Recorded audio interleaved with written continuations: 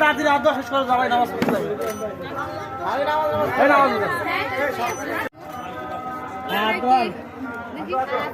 শুরু করেন।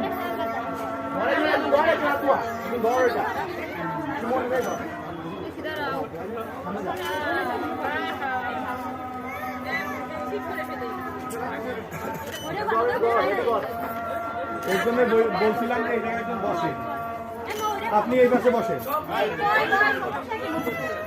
এই পাশে আর একদম বসেন, সুন্দর করে ধরেন। এই যে আপনার হাতের জন্য ভাইয়ার মুখ দেখা যায় না, দিয়ে দেবো